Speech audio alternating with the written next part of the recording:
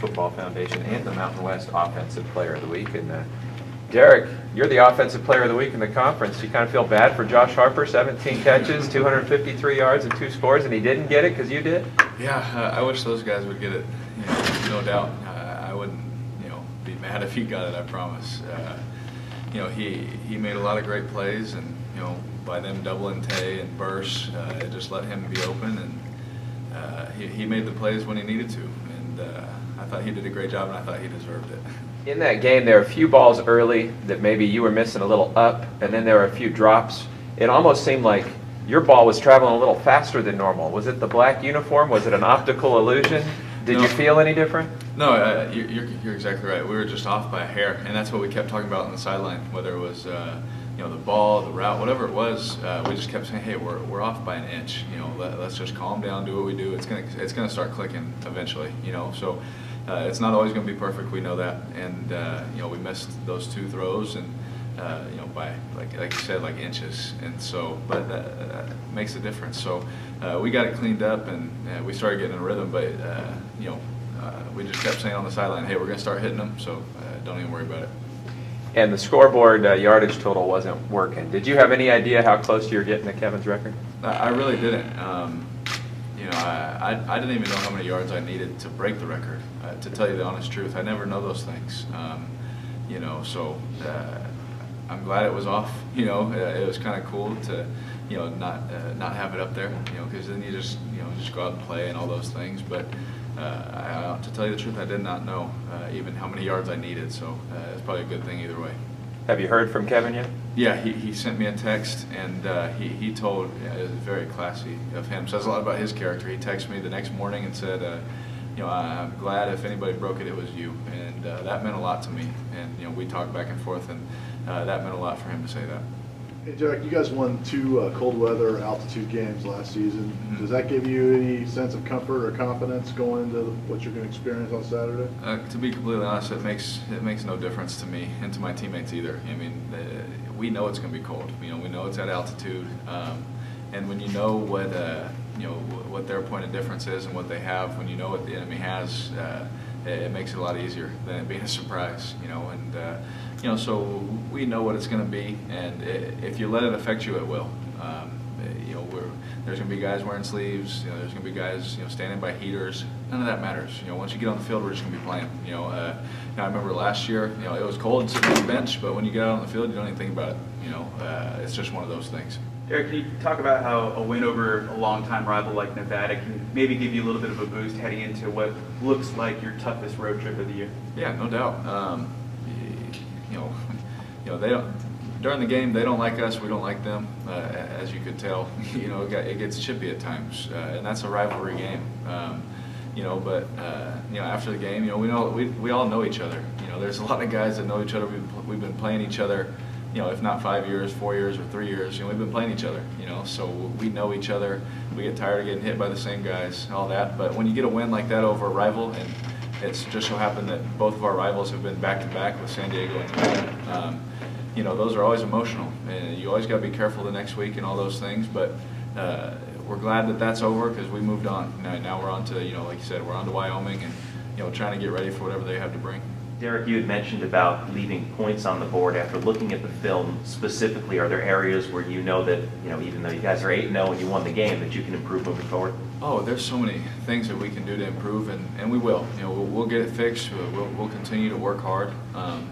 The hard work pays off, and we know that. So we're just going to continue to go out here and fix those things that we saw on film that we need to fix. Whether it's a step here, a step there, a decision here, a decision there. We'll clean it up. We will. Our coaches do a great job of staying on us and not letting us be complacent or comfortable.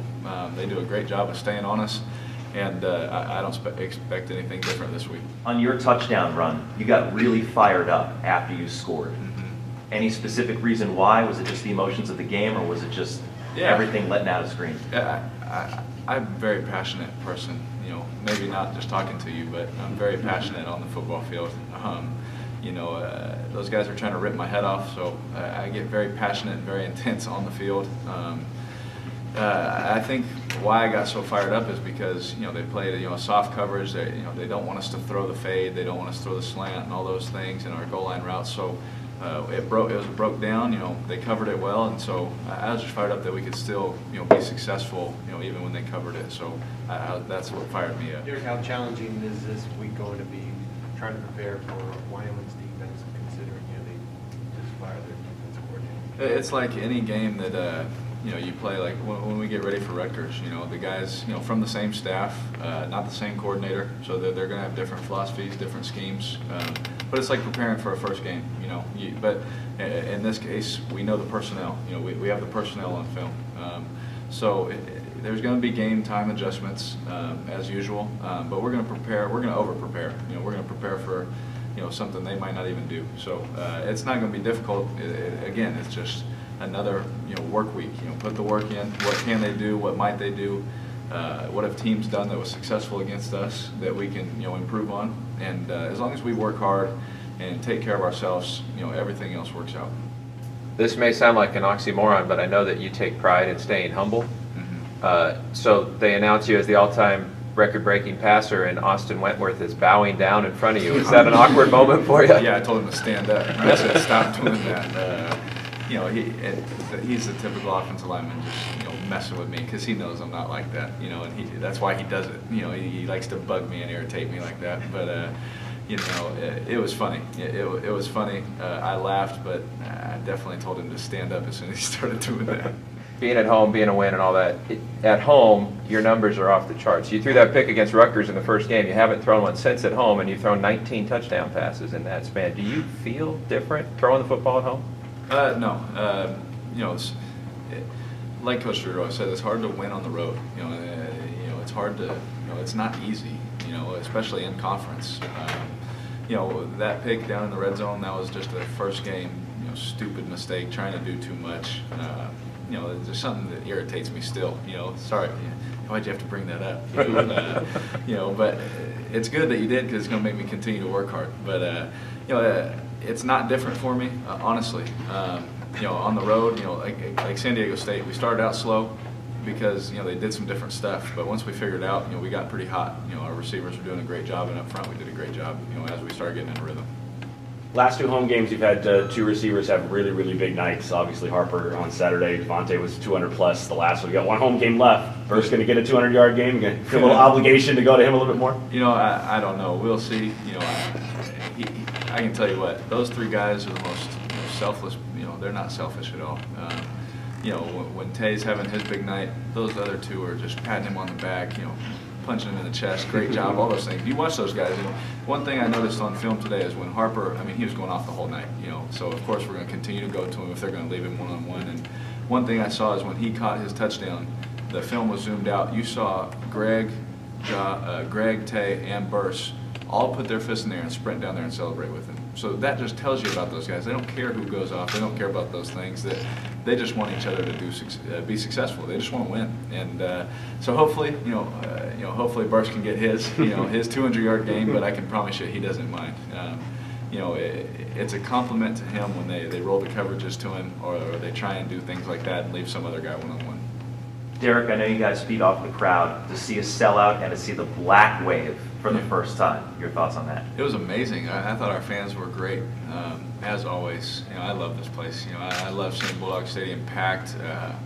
And hopefully we'll get a couple more, from them. So, I think it was, the Blackout was great. I thought it was cool to see.